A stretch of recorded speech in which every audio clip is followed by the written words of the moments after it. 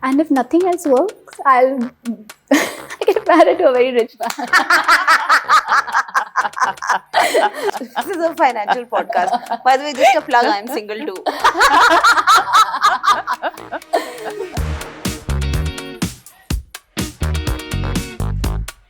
Hi, it's such a pleasure to have both of you here today.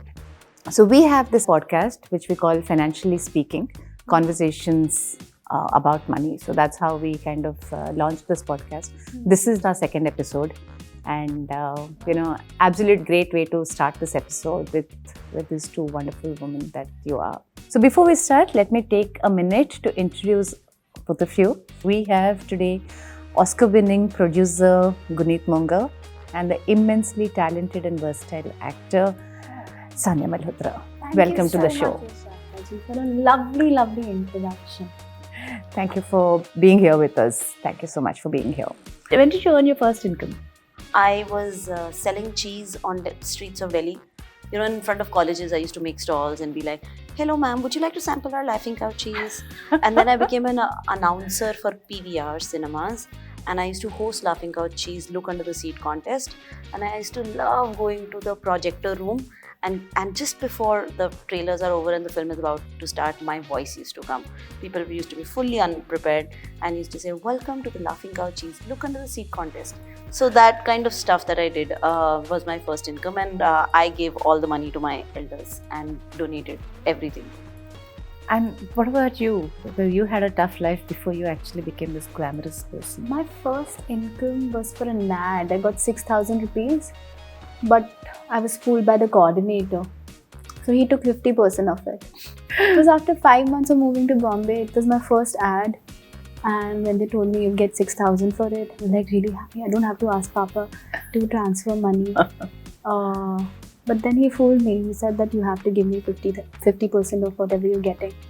Okay, it's okay, you take it. I just have this one little story to share that I've been brought up in Delhi, so middle class family. I used to love this fruit called babu kosha. Yes.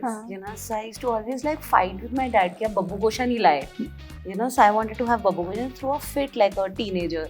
And then came to Bombay, living life on our own. One day I went shopping at one of these grocery stores and I picked up some 10 pieces of babu kosha because I found them. And I went to pay them. They were like, what, 500 rupees a kg? I was like, sab wapas rakh do. And one tear rolled down my eye. And I was like, I was such a brat. No, but babu kosha is far more expensive in Bombay than Delhi. Yeah, and I've called my dad and said, I'm just sorry for saying I'm not going to have lunch because you're not bringing babu kosha. Yeah, value of money, right? You realize it only when you have to spend from your own earnings. Yes. Like, it's okay, I won't get dry fruits or fruits. It's a luxury. Dal chawal sahi I'll survive on dal chawal, that's okay. What do you think you would do in the future? And how would you think about how much would you spend on your life now? And how much would you actually put aside for a life for the future? For my future planning, 70% of it I would think that I should be saving it, Wow. Because it's a very uncertain job. Yeah. Like, I have a phone today, I might not have it. मतलब 2 साल बाद शायद ना हो मेरे पास काम. That I'm very well aware of, So, funny incident with money. So when I was a kid, we used to live in Japan. Good 1 or 2 years we stayed there. My father used to work in Japan. So I took my parents, my whole family to Japan for a vacation. So at the airport, we booked a cab. And the bill came out for the cab from the airport to the hotel. कुछ 20,000 का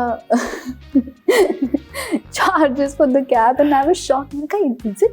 Papa, Japan is quite expensive. Yeah, बचपन से बेटा हमेशा से expensive था ये. मतलब पहले क्यों नहीं बताया when I was planning this trip? I could have taken you guys to somewhere else. The whole trip, I was just panicking, so anxious. I'm like, oh my God, we're spending a lot of money. Oh my God, I can't take cab. Oh my God, I can't shop. My father was like, it's okay, we're sorted. You do whatever you want to do. He was the one planning it up. This whole currency conversion, right? Yeah. You go there and you travel and it's all the time you kind of doing this conversion in your head. I was in Delhi. I Yeah. landed up there, and I had to take a rickshaw to go to my in-laws' house. So we stay in Old Delhi, and I was born and brought up in Hyderabad. And while I have moved around, Hindi was not my mother tongue. Huh. So Hindi was more. I learnt it because my mother would say CBSE में Hindi सीखना चाहिए kind of a thing. Went to the rickshaw wala. He says, "कितना?" ₹1.25. So I told him. So I had been pre-warned कि ₹1.5 तक दे सकती हो. So rickshaw के लिए. So I said, मैं ₹1.25 नहीं दूंगी, मैं ₹1.5 दूंगी. ₹1.5 में चलना है तो चलो. That Date guy. is more than some. Date is more than Sawa. I had no idea. Date is 1.5 and Sawa is 1.25.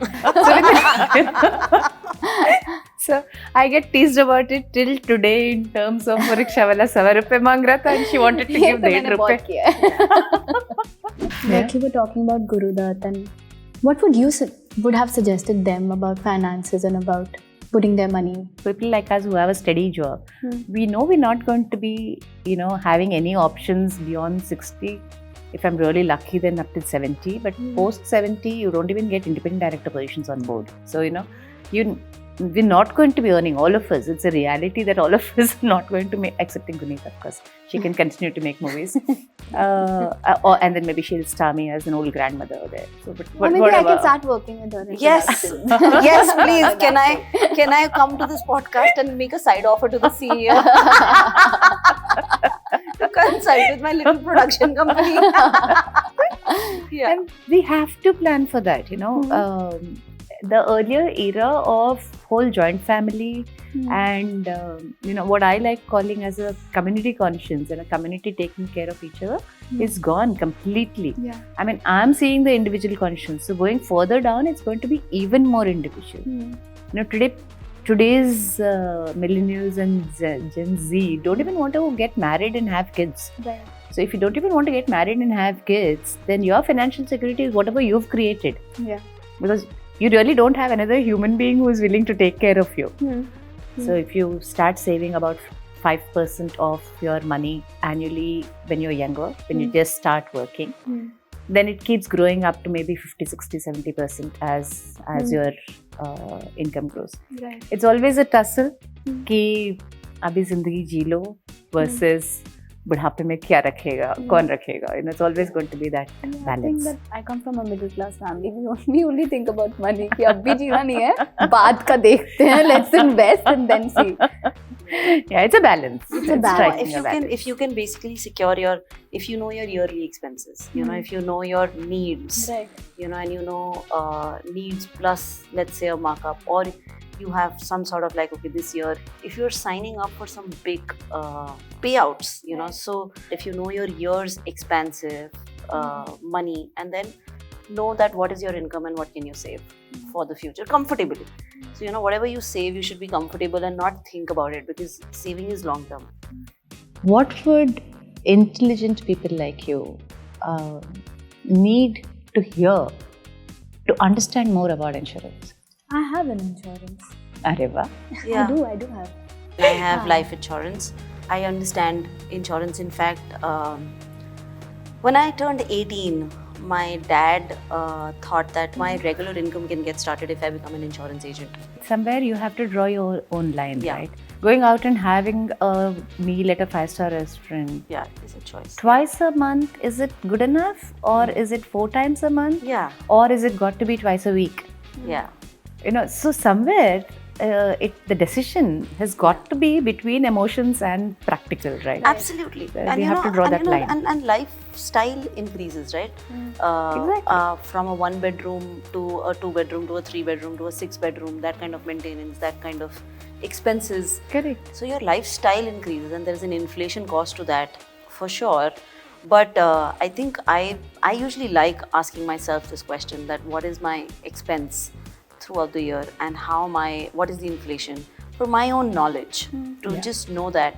And if I know that, okay, if I'm just spending X amount of money on travel, I had to sit back and think that before COVID, I was going to US 7 times a year, and I wanted to give myself luxury of having business class at least twice.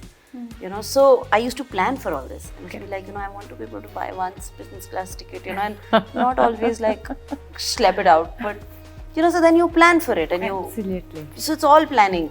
So yeah. Absolutely. No, I think you have a great business acumen. I saw that when you came and pitched and you were asking for the way you were raising finances from people who really don't want a return. You know, what can you give them instead of a return so that that additional amount actually is something that I think you demonstrated amazing business acumen. So Final words of advice that you want to leave behind to people who are listening in?